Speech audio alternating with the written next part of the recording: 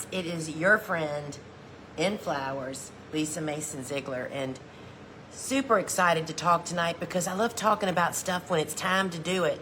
At least it is for me, right? So we are getting all the dots connected here. I am.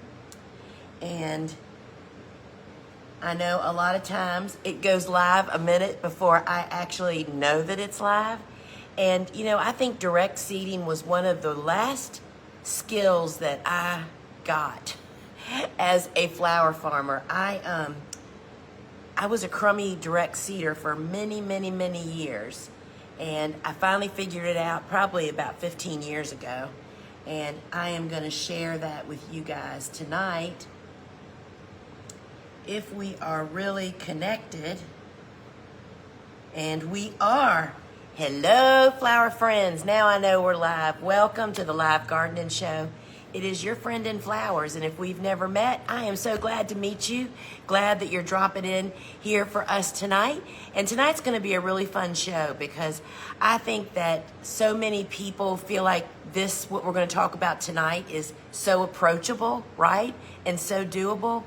And so I'm glad you're here, and let's just jump into this. So first, if we haven't met before, my name is Lisa Mason Ziegler, and I'm the owner of the Gardener's Workshop, thegardenersworkshop.com, which is a big platform of online shopping, educational platform. It's got a lot of stuff over there. I have been a professional cut flower farmer for the past 25 years, and I am now on a mission, and that mission is to help other people to be able to grow cut flowers, whether it's for pleasure or for profit. And I do that by demonstrating and showing you how and what I'm doing and what I do it with.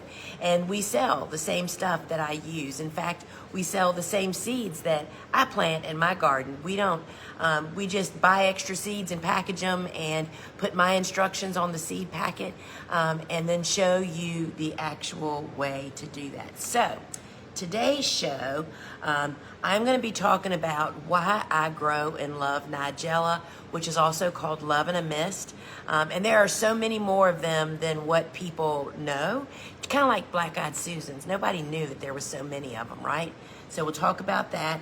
And then I'll talk about the different ways that I use them, how I plant it and start it. And then also really exciting news about our big calendar journal. And then, as always, at the end of the live gardening shows, I try to do a little Q&A. So if you have a question you'd like for me to try to answer, just down in the comments below, put @Lisa and put whatever your question is, and I will do my best to try to answer it. All right, friends. First, out of the gate, thank you so much for sharing. I know that so many of you are sharing because that's how we get so many new people at every single show, y'all. It just blows us away. And you know, in your app, down here in the bottom, that little arrow, you can actually invite your friends and let them know that you're over here live and invite them. We'd love to have them join us. And remember, just a little housekeeping, when you place an order, be sure that you double check your email address, that it's actually a valid email, as well as your phone number, because we need that information to be able to ship to you. And always here in the app, when you do a seed packet only order, meaning you only order seeds, the shipping's on us. And we love actually doing that. And when you order products, there's a cap of $11.95. So it doesn't matter how many products you purchase, it's only $11.95 once. And remember that we do ship to all 50 of the United States with no international shipping. So if you have just kind of happened upon us on social media, I am so glad you found us. But what I want you to know is that we actually have a phone app, and it's free. And in the app, you just have so many more options, and it's just a whole lot of fun. So you can actually go and grab it right now. Just go to your phone's app store, search Gardener's Workshop, and then we have two apps. You're looking to download the Shop app. It'll take about 30 seconds, and then just pop inside, and that's where you'll find us. When you do that, you can actually talk with the other live viewers. You can send in post questions, because see, if you're on social media, we can't see you. So get the app. We'd love for you to be inside. And then, of course, you can watch replays as well as shop 24/7. So that's really a lot of fun. Now, if you go to a product like this classically happens on every single show, and if it says out of stock, I would recommend that you get notified. That simply means that if the team is bringing over more stock from our big website, you'll get a little ding on your phone when it's back in stock. So check that out. And lastly, for housekeeping, if you're seeing folks post the sunflower emoji, and I see a bunch of them, those are people identifying themselves as Gardener's Workshop family. These are our online course students and members of my private Flower Farmer Club, and we just absolutely love it when they give us some shout out love on the show. So thank you all for doing that. We absolutely love doing that and seeing it. So let's talk some Nigella. So Nigella is the botanical name, and the common name is frequently called Love in a Mist. And I was going to pick one picture just to kind of show you, if you're not familiar, this is one of the varieties we're going to look at. Nigella famously has this funky center, and that's actually the seed pod that's going to develop into a pod for use after the flower. But this is what we're actually talking about. So Nigella is an incredibly whimsical flower, and the flowers are so delicate, and so many just really cool little intricate things about them that they are just tons of fun to actually grow. And once they bloom fresh, then they develop into a seed pod, and the different varieties have different shaped seed pods and different colors. And they're just a lot of fun. I mean, especially if you're into drying flowers or making wreaths, the pods are incredibly useful. The foliage is really ferny and soft. I mean, it's really pretty. It's really, really pretty, right? And we used tons of it in our bouquets. We also sold it in straight bunches. We sold at the farmer's market, because here's the other thing. It comes in great colors. It comes in blue, the same color as my shirt. I mean, colors that you just don't get in many other flowers. So that makes it really special. And it is deer resistant. It's known to be deer resistant, and it is for us here. So if you have strong deer pressure, it's perhaps one that you should try. You need to know that if you leave the flowers in your garden to develop into those seed pods are full of seeds, so they are going to freely reseed themselves, which, when you don't know how to manage that, can be a bit of a headache, but most of us count that as a bonus. So that's kind of a fun thing about them, and there are so many different colors. We do not pinch them, and they are great to grow in containers. So you know that since I'm talking about them now, they're a cool season, hardy annual, aka a cool flower, which is the name of my book that I wrote about this family of flowers that are cool season hardy annuals. So here's the things that the 3 bits of information you need to know. First off, Nigella prefers to be planted directly in the garden, the seed. We're not starting that indoors. We're sowing it straight out in the garden. It is winter hardy to 0 degrees. So that means if, according to your winter lowest average temperature, you don't dip below 0, you should definitely be fall planting Nigella. And it'll just take off in the spring. And so when we do that, when we direct seed in the fall, I love to cover, it's an insurance policy, y'all, keeps the birds from taking your seeds and stuff. And we are actually going to talk about all of that. But first, I want to introduce you to my good friend, the Nigellas, the Love in the Mist, the different varieties, and let me get the seeds up over here. So the first one up is Indigo Blue. So this Love in a Mist, one of the varieties that we carry is Miss Jekyll, and she comes in a mix, but I also love to sell the solid colors. Look at that blue, y'all. You just don't get this color blue. So this is Mrs. Jekyll Indigo Blue. I mean, this is like bluebird blue. if you know what an eastern bluebird is. I mean, and literally we're talking the color of my shirt in some of these guys. So Mrs. Jekyll's indigo blue is just really, really spectacular. And then here's another one in that series. This is Mrs. Jekyll light blue, which is more the color of my shirt actually, or maybe even a little bit lighter. So this too is in the mix that we'll see here eventually. But I don't know about you, but we can never have enough blue flowers. You know, that's one reason I absolutely love bachelor buttons, because there's a blue in there. They're all different color blues. People go nuts for blue. And so do commercial customers. I mean, 3 blue flowers in a bouquet kind of grouped together just sets the whole bouquet off. So Nigella, Miss Jekyll, light blue. And I will tell you that the Miss Jekyll series, the pod that they develop is frequently either, it's kind of an oval. I think I might have a picture of it here coming. It's like an oval, and some of it is striped, maroon and green, and the rest of them are just maroon. And also all the pods are different. This is why I grow them all, y'all. They're just so stinking beautiful. So, wait till you see this one. I only started growing this one about 3 years ago, and my goodness gracious, y'all, this is Love and a Mist Delft Blue. Look at this. It is white with purple blue blushes on it, but look at the center. Look, the seed pod, or the center of this flower that develops into the seed pod, it's got all these curly cues. I mean, it's like, they're totally fascinating, y'all. Absolutely adore them. And I mean, this is Delft Blue, and I mean, it's just, you can almost see right back up here, that's one seed pod that the petals had already fallen away. So that's what happens.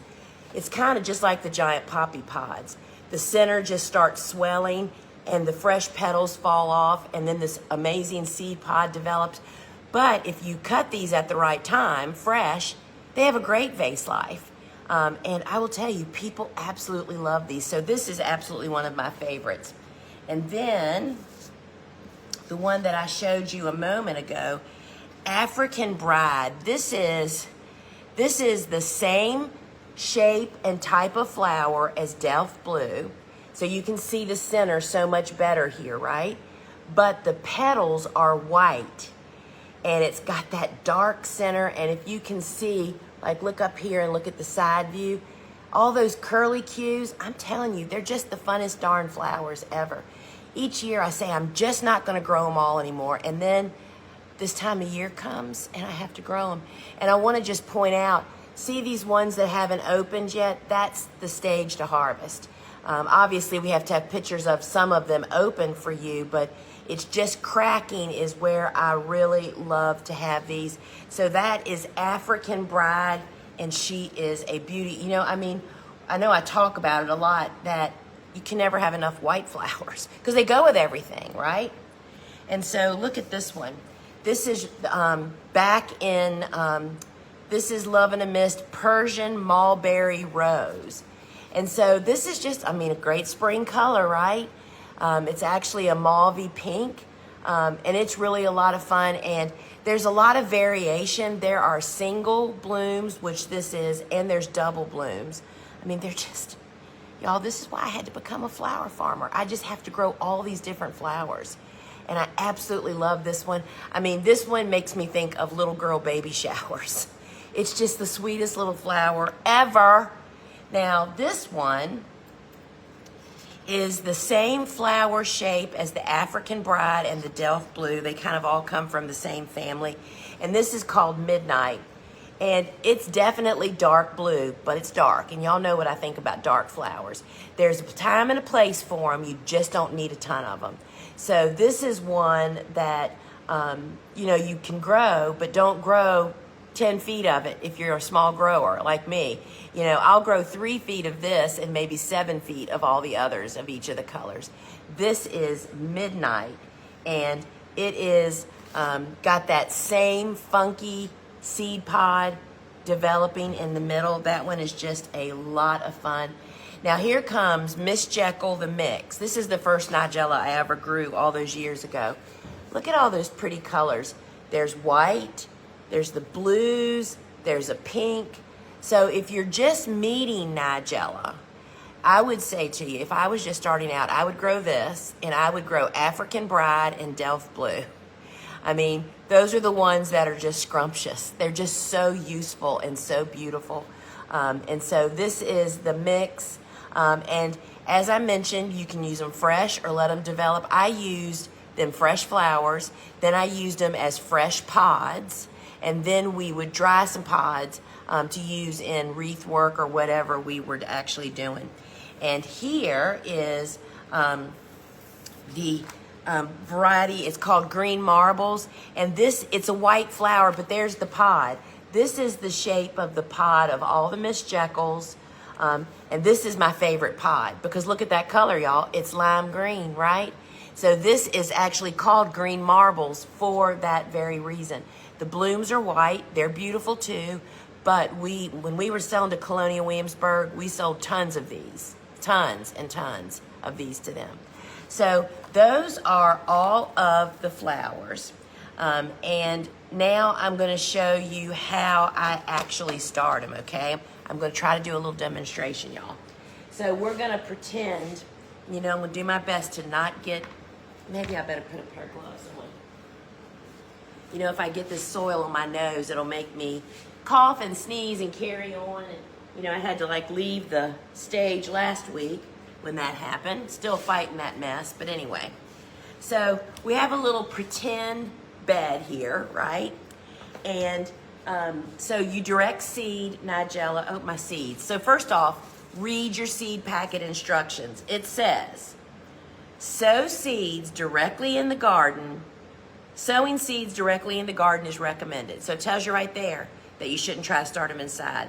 Cover seeds with soil. And then it tells you it takes 10 to 14 days for them to germinate. So what I do, if we're just going to imagine that this is part of one of my beds out there, and I use our hand hoe, love our hand hoe, to actually, so if this was, let's just say this was a 30-inch wide bed, I'd be pulling 3 of what I'm getting ready to do. I put 3 rows across a 30-inch bed when I'm direct seeding. So literally, I just take a hoe and just kind of make a shallow trough. And if this was a bed, I'd be putting another one over here and another one over here. I draw the lines for the entire bed all at one time, right? And then I'm gonna take some of these Nigella seeds.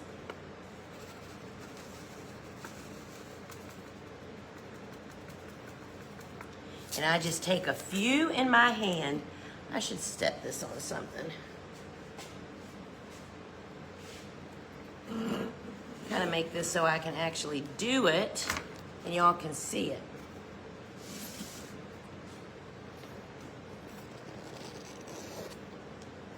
So I know you can't see that trough very good, but it's right there in the center.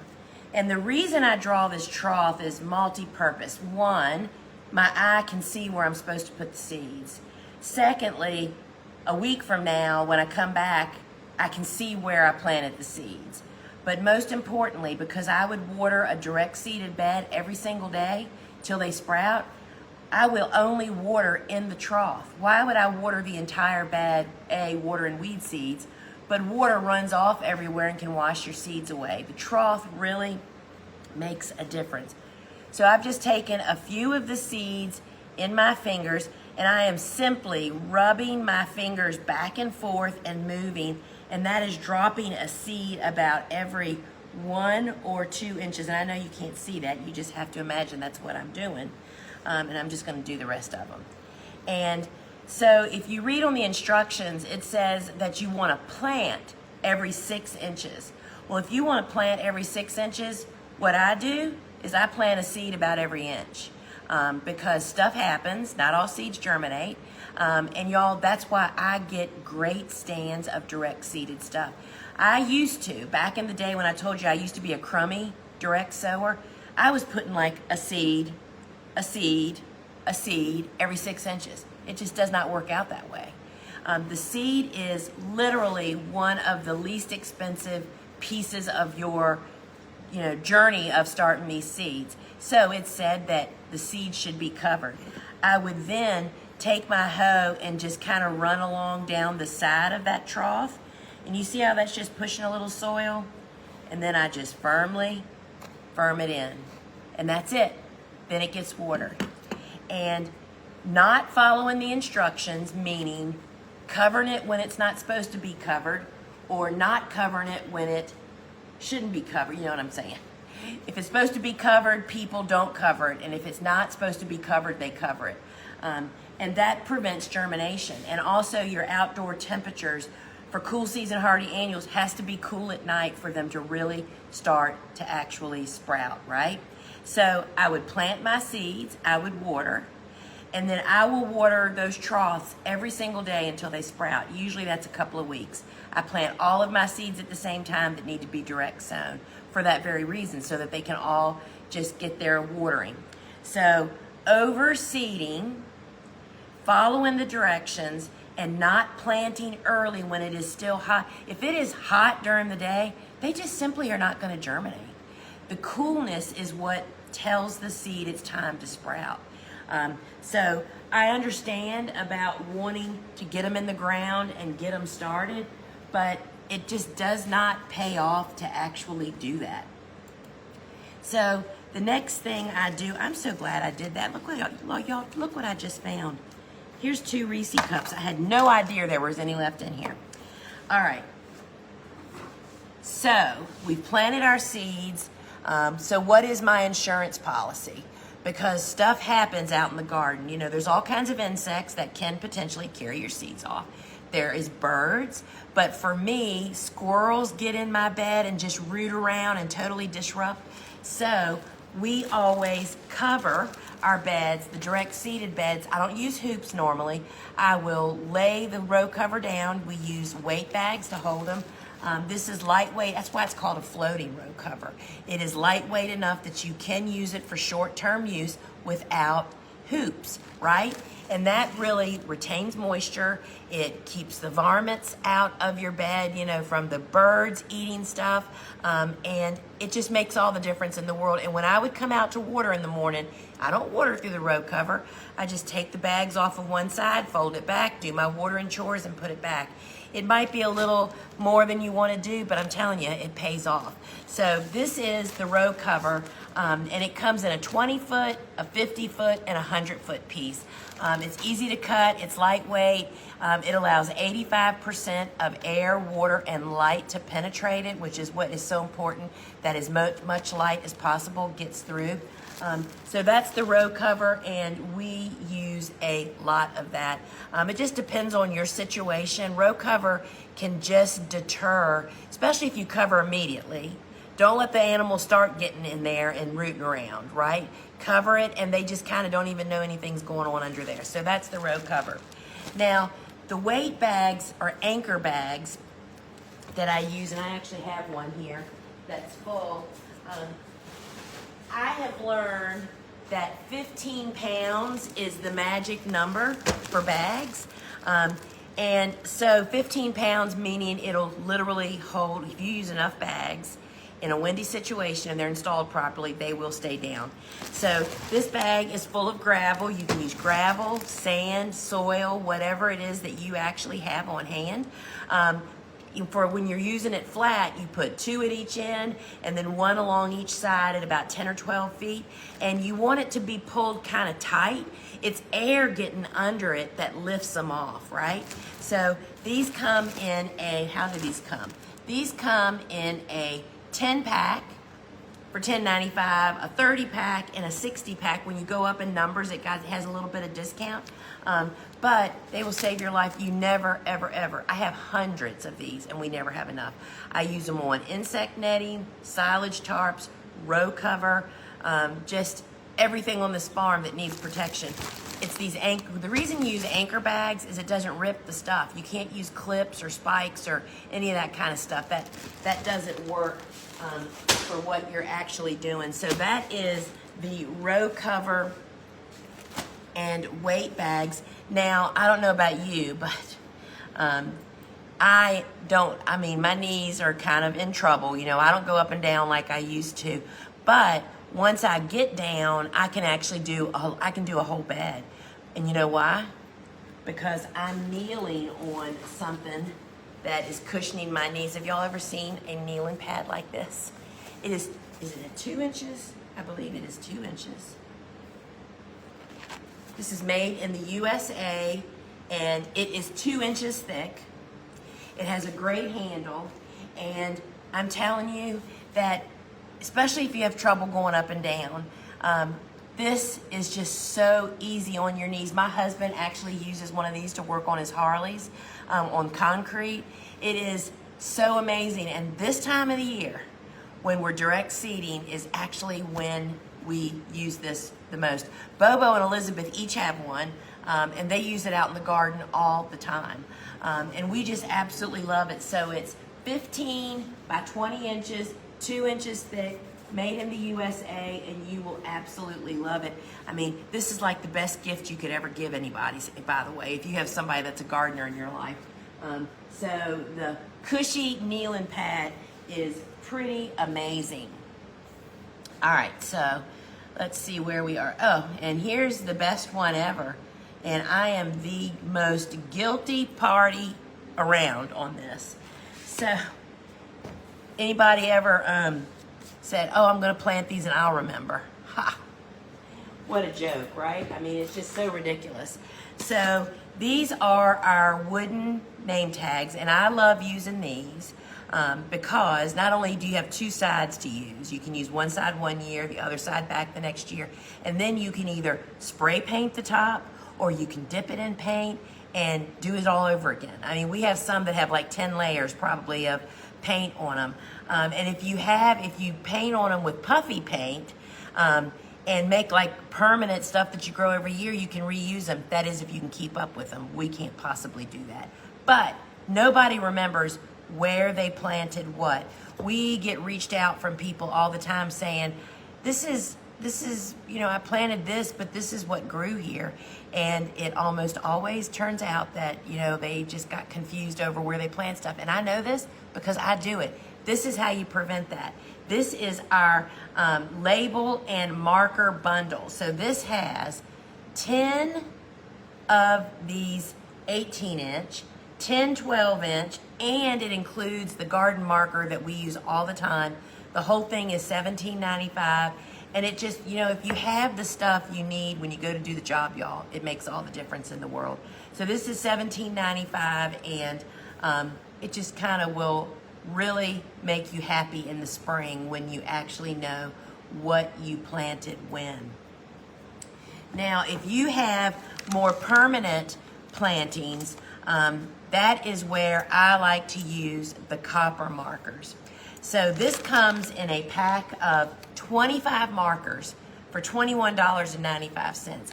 You literally put like a towel down, a bath towel, 2-layered is what I do, and you use an ink pen to actually etch it with a ballpoint pen. And that just patinas, and it never goes away because it's actually etched and it's copper. And this is really fun to do for your shrubs and your trees or any permanent perennials that you have growing. This is really a good one. And $21.95 for 25 of them. If you're planting bulbs this fall, perennials, this is what you want to mark them with. And we love those. I mean, we sold copper markers for so many years because people just love them. I mean, they look good in your garden. You don't actually have to hide them, right? And then I already showed you a little bit, but I'm going to show you the tool that every person on our farm carries it like it's a purse because they just don't go out without it. And that is our Japanese hand hose. There's a right-handed model and a left-handed model. And this is the hoe that I use for weeding, sowing seeds, oh my goodness, weeding, thinning in the spring. It does an amazing job. The way that the blade should work properly is when the blade is flat on the ground. You just pull it through the soil to take out developing weeds. I use the point to pull that trough that you just saw me do. I use it for grading. And so these are $36.95 each. And when you check out, it will ask you, do you want a right or a left? And we absolutely love these. I've used this probably for 20 years. And even when you leave them out in the garden and they get rusty, they still work like a gem. So that is the Japanese hand hoe. All right, so where are we here? Now, how do I know when it is that I'm supposed to plant my Nigella, right? That's a problem for many people. And I just want to, I know that y'all may be tired of hearing me talk about this, but the big calendar journal is what runs my farm. And you can go back and look. It's in the Cool Flower book. It's in the Cut Flower Handbook. It's in Flower Farming School. It's in Seed Starting Made Easy. It's in all of my courses. I talk about that. I just don't know all this stuff. I don't know when to start everything and do everything on time. I don't. I sit down usually in January and plan out pretty much my year of my planting windows. Then that leads me to figure out my seed starting lists, backing up on the calendar and listing those there. That's how we know what to do. And there's so many other things depending on what level you are as a grower. You can have things like, when are you supposed to order your plugs? You think of these things in the winter when you're not overheated and exhausted. You write it on your calendar so you don't forget. When do you plant Nigella? You go to your calendar. Well, friends, the pre-orders officially open today. They're open to the public, which means that you can pre-order. And let me just show you, we have a proof of the cover. I want to show you how big the calendar is. It is 20 inches by 30 inches. And why that is so significant. So this is what the month by month, this is an any year calendar. You fill in the year and then the days, so it can be used for any year. This is what the year every month looks like, but it's actually the size of this. Then there is a step-by-step guide. Then there is additional tips on the back. Each month has some timely tips at the bottom. Friends, I am telling you, this tool is what made me into the stellar 3-season flower farmer that I am today, whether you're a gardener or a flower farmer. By having the steps to take your dates, the calendar is not filled out. It doesn't have my planting stuff on there. It has my equations for you to simply sit down and figure out based on your frost dates and your winter lowest temperature. And then it all just starts coming together. And friends, all pre-purchases mean for the month of October, basically, means that when you pre-purchase it, you're going to get an invitation to a live workshop with me, with us going through the steps of finding your planting windows. I mean, there's 8 different succession planting options. And for you to plug in your numbers and to figure it out, and we'll do that together. Would love for you to have one. It's $39.95. You pre-order it now, and it'll be shipped. The first printing will be shipped late November. If we sell out, then we have to place another order, and then it would be a little bit after that. But friends, not only is it going to become your guide, it is then going to become the journal of a lifetime for you. That's the big deal about this. This is what I pull out every January and look back at the previous years, month by, to put all the Januaries out and peruse them, and then all the Februaries. I'm telling you, it is first off, you see how far you've come, and you see what you did or didn't like. I kind of recommend that you write certain things in certain places on the calendar so you know where to look. What is a significant noted thing that you want to remember for next year, something that's going to stand out? I just can't say it enough. I think this is the most powerful tool that I've ever made, and I can't wait for it to get into y'all's hands. The file goes on Friday, y'all. I mean, it's just so exciting and amazing, and I want my people, y'all, to get in on the first printing so that you get it the quickest and that you get invited to the live workshop. I can't wait. Can't wait. So, and I did not even bring it up. It's not on my, oh, there it is. Y'all, there it is. So sorry, I did not click it. So it's up there now, and the pre-sale started today. And it will, until we get delivery, we will continue the pre-sale. And then we'll just keep clocking and seeing when we have to place our second order. And so the official name of it is the Big Calendar Journal. It's a cut flower, seed starting, and planting guide. It has all my guides on it. And the inside back cover, it's 15 pages. And so there's a cover, then there's the step-by-step, and then there's 12 months. And then the back page has additional tips like buying and storing seeds, and how much compost do you need, and those kinds of things are back there. And I just feel like it's just going to be an incredible tool for you guys. All right, so I could talk about that calendar all night long, but I'm not going to.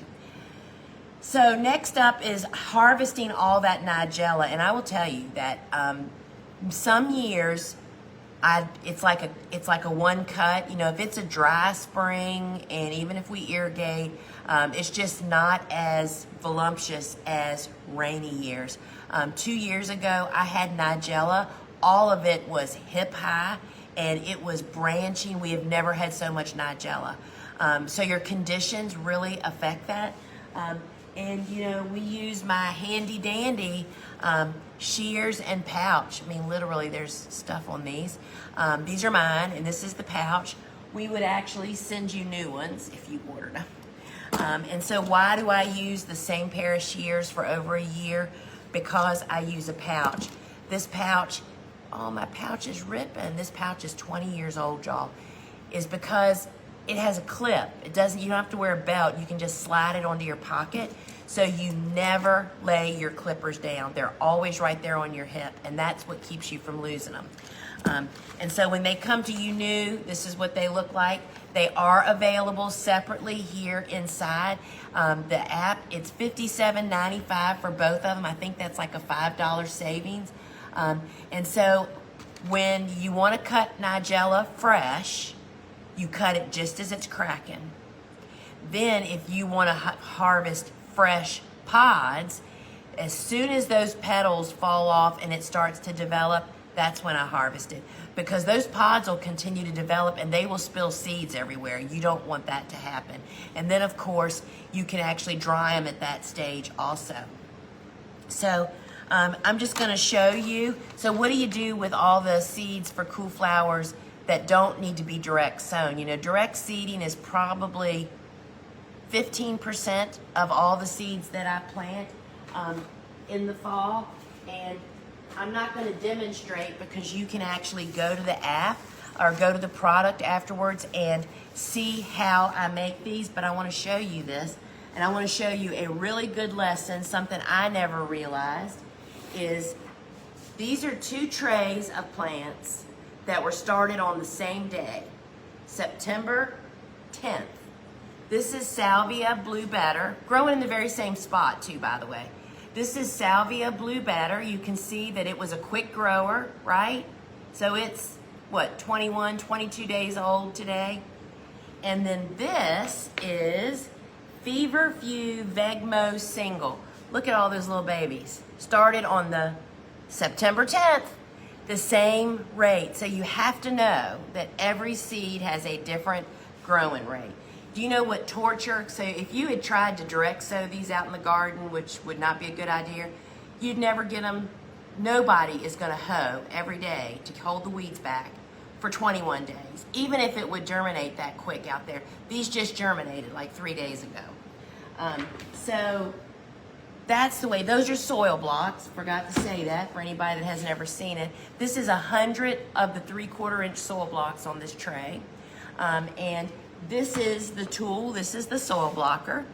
And what this is the soil block maker kit, which is actually the #1 product we have sold since 2005 is this kit I'm showing you. Soil block maker, this makes 20 of those little 3/4 inch blocks. The kit comes with your choice of either 3 cool season seeds, or you can select 3 warm season seeds. You choose at checkout. It also includes my Seed Starting Made Easy online course. You own the course once you get the kit. You have lifetime unlimited access. Takes you from beginning to end, and even has a session on direct seeding out in the garden. Lots of great demonstrations in there. And then it also includes 5 of our reusable foam trays. Each tray holds 60 plants. It has our seed pan, no static electricity, so you can sow quick and easily, as well as our toothpick, and a bag of the ready-made mix that you just add water. And this little 6-quart bag will make about 600 of those little 3/4 inch blocks, y'all. Goes a really long way. So you get all of this, plus the seeds and the course for $89.95. That's about 15% off from buying this stuff separately. And you will not be sorry. This has everything you need to actually start soil blocking and to make soil blocks. All you add is soil and seeds every year. You use your trays and all this stuff over and over and over again. And we just absolutely love soil blocking because of its space savviness, how well and quick the plants grow because they're not in containers. It's just really makes a really big difference. And then after you sow your seeds, even cool season hardy annuals need a little bit of warmth, meaning a seedling heat mat. So let me show you that. This is the seedling heat mat. It just plugs in. It has a built-in thermostat, and this is keyed off of the air temperature. For cool season hardy annuals, I keep my air temperature at about 65 degrees, and then I place my heat mat in a spot. And because it's cool season hardy annuals, they need it warm but not hot, okay? And so I place a cookie cooling rack, literally, right over the seedling heat mat, and this is what I place my trays on. That creates a little air space, which actually cools the warmth down just a smidgen so that you're not overheating your seedlings. And then literally, this tray would have just been sitting right on that. And then once 50% of the blocks show sprouting, we move it from the heat to a grow light, right? And then the process is the same as for any seed starting method. So the seedling heat mat is, sorry y'all, I didn't turn my page here, $39.95, and I want to show you, I'm not going to really do it here because I guess it'll be all right. We use this burlap for trapping moisture for surface sown seeds, which is most of the seeds that I sow. These were. And so these have been under burlap until 50% of them sprout and I take it off. Literally, you just lay, this is a little bit too small, this is a cut piece.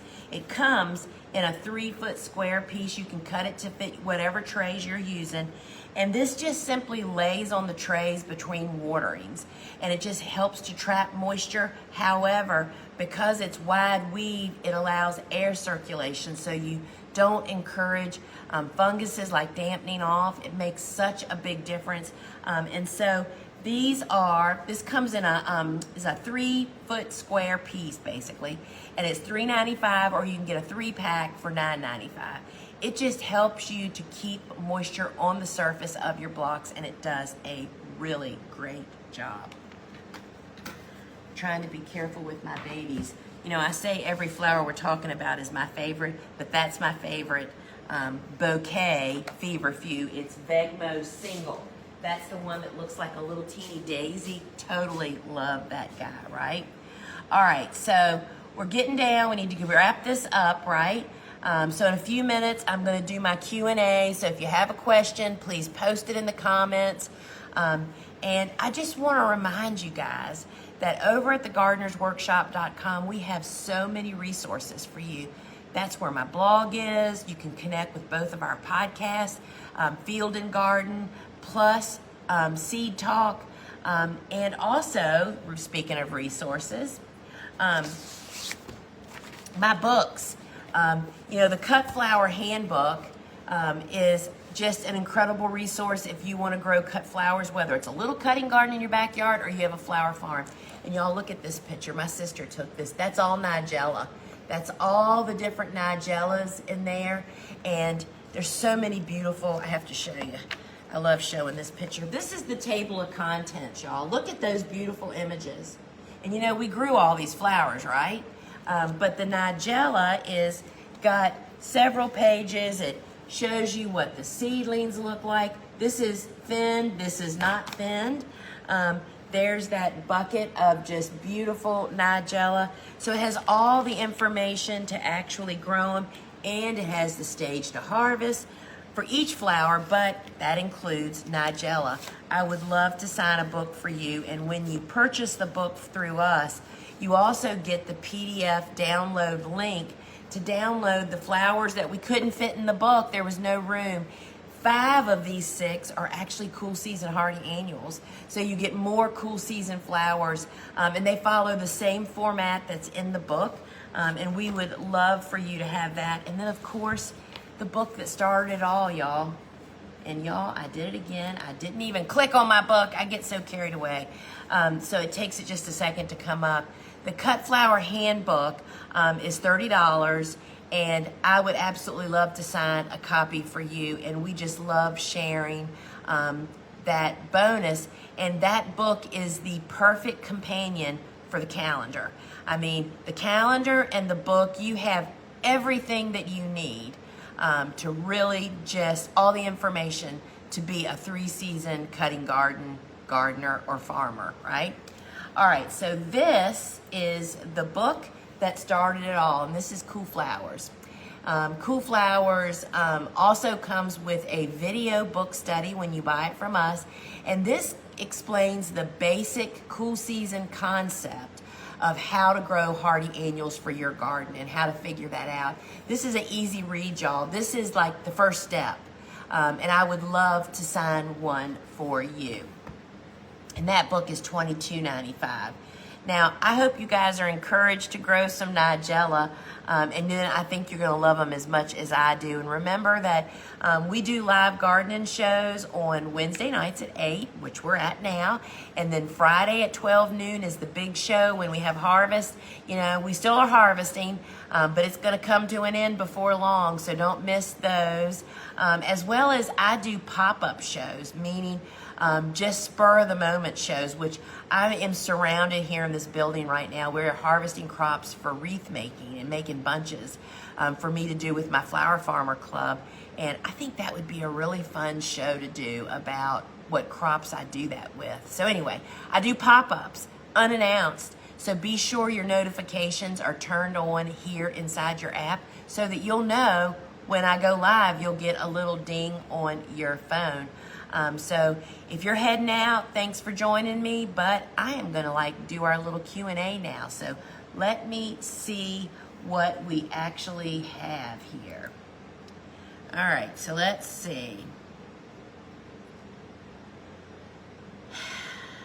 Oh, Tina, thank you. I will be sure to tell Lynn that you helped her. You know, sometimes that's just all you need to make your day, right? Thank you so much.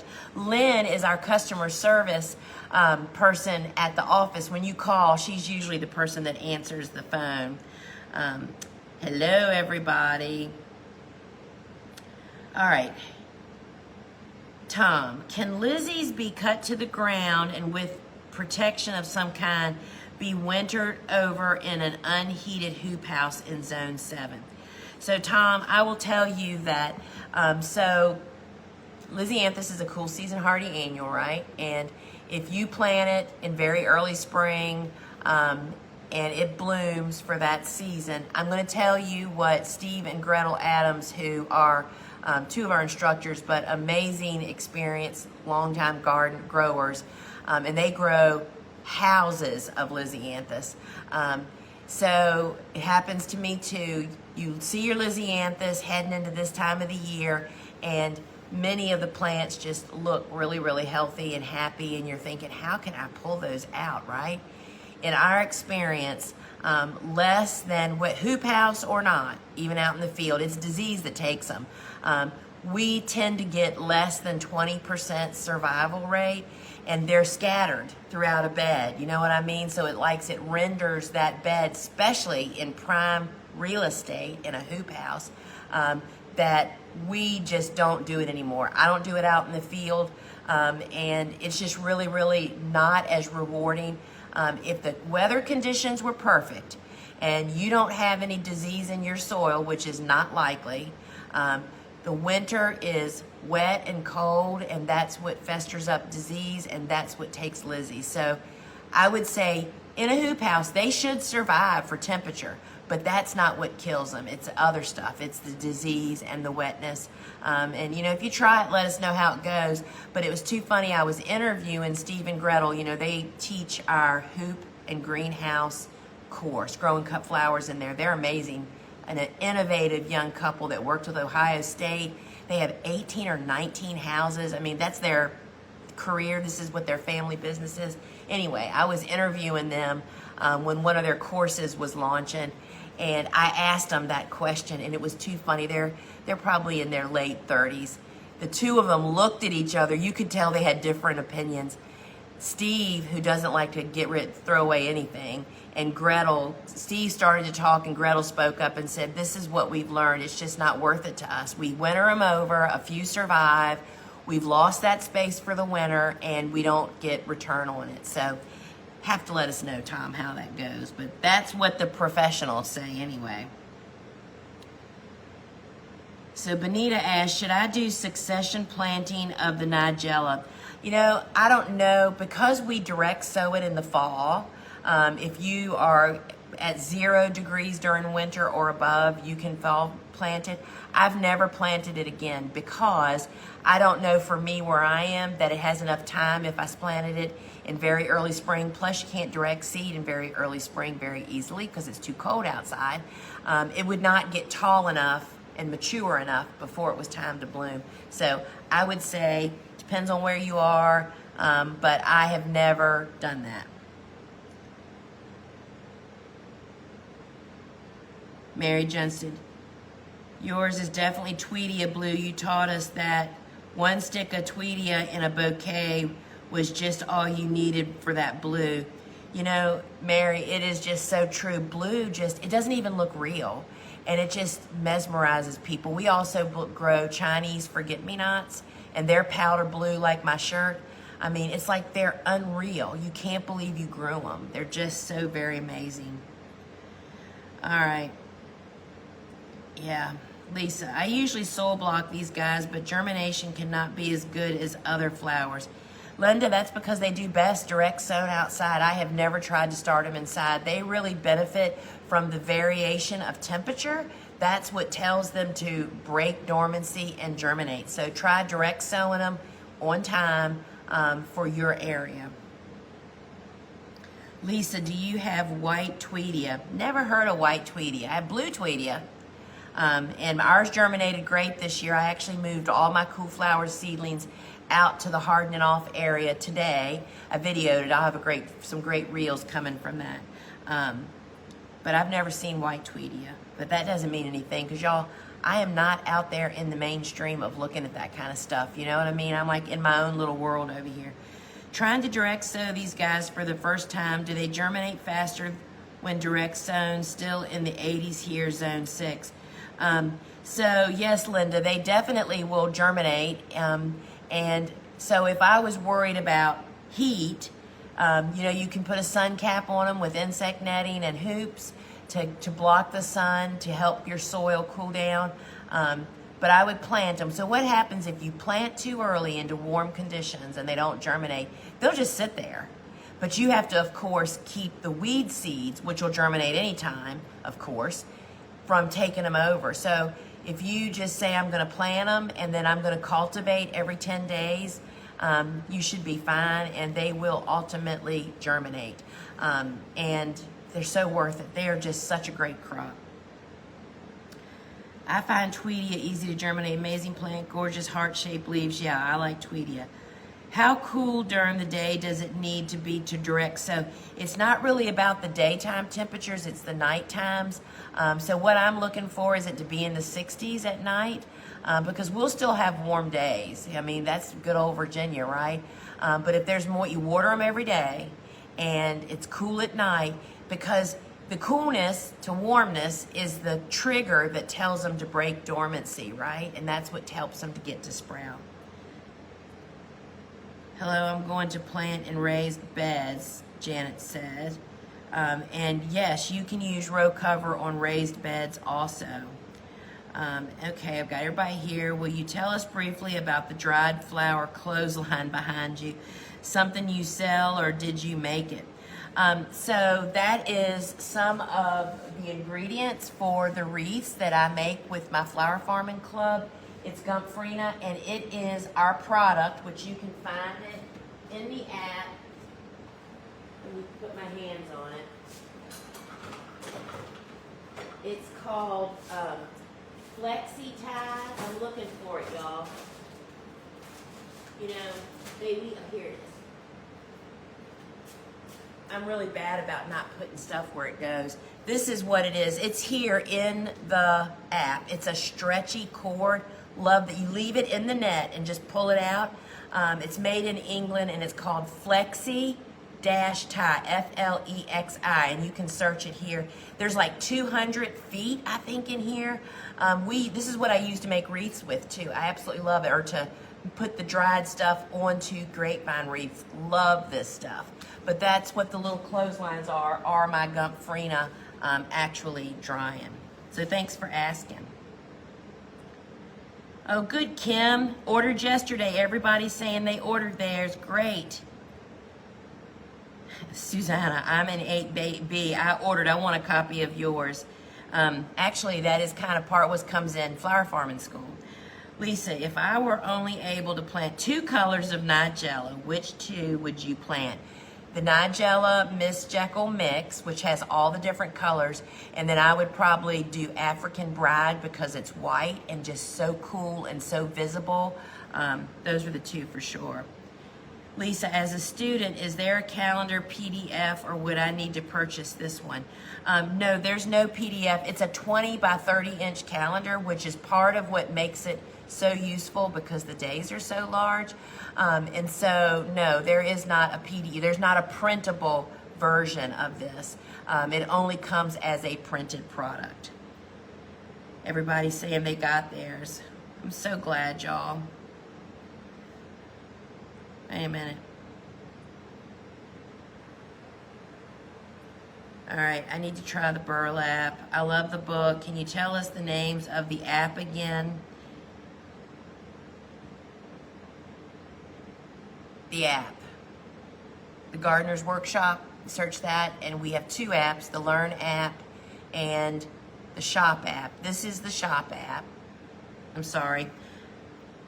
I have a question about soil prep in new areas, heavy clay soil. Should we remove sod, till, then silage tarp? So Lisa, there's a great tutorial, illustrations in the Cut Flower Handbook. So I would remove the sod for sure. And a quick way for clay, which is tough to drain, and clay is the richest soil on earth, but it's just more difficult to actually get it to open up. And you know, compost is the fix for all of it. There's actually a step-by-step on page 38 in the Cut Flower Handbook of the steps to really speed up building your soil, and it's about bringing in a bales of potting soil and compost, doing a little something to your soil, and then building on top of it, and it just gets the whole system working quicker. But that will work really, really great. But I would definitely remove the sod. Cynthia, hi, I just love you. I'm getting so much information from you in the book. Well, thank you for telling me that. Sandra, first time to try cool flowers, and I'm just going to trust the process, but it is a bit scary. So Sandra, let me just tell you that I'm a rule follower, and I tend to just believe what somebody tells me. When I read Lynn Basinski's book 30 years ago, probably a little bit more than that now, but anyway, And I discovered that she said I could plant snapdragons and Rudbeckia Indian Summer in the fall for where I lived. I just never even questioned, is it going to survive? She said it would work, so I did it, and it was like a huge success. But you have to trust the process. And I understand that putting those plants in the ground with cold and winter weather around the corner, and don't be disappointed if it doesn't work the first time. There's so many variables: drainage, planting healthy transplant, planting on time, all these things. So yes, I'm with you there. Trust the process. Lisa, when do you plant stock? In very early spring. My Chinese forget-me-nots isn't sprouting. Any tips? I have the cut flower handbook. So if you're in 8A, Chinese forget-me-nots should be direct sown, and we haven't even begun direct sowing yet. We'll probably do that. We're kind of wet right now, and it is kind of the weather for direct sowing, but you just need to wait. If you planted long enough ago that you're worried that it hasn't sprouted, I'd have to look in the cut flower handbook, how long does it take to sprout? And that's in its preferred conditions. If it's still too hot, then that's going to be delayed. So keep the bed weeded, and water every day until they sprout, and just wait. That's the deal. And with direct sowing, you have to oversow, as you saw me do today. But they usually are pretty good sprouters for us. But I have not planted mine yet this year. Oh, Betsy said, I got to tour, oh my goodness, Steve and Gretel's farm this summer. I mean, they are amazing. They're a dino couple. Whether you have hoop houses or not, their course, Flower Farm and School, growing cut flowers in hoop and greenhouses, is an encyclopedia in a course that'll last you for the rest of your life. Crop planting, pest control, what kind of houses to buy if you have them. I mean, just everything. They're amazing.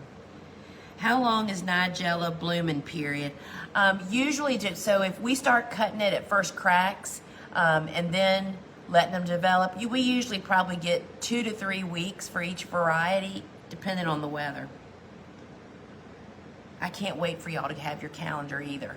And I just want all of y'all to get in on the live workshop. And we just have no idea how many to order. So we've got a number that we're ordering, and we're just going with it. And we just can't wait for it to be in y'all's hands.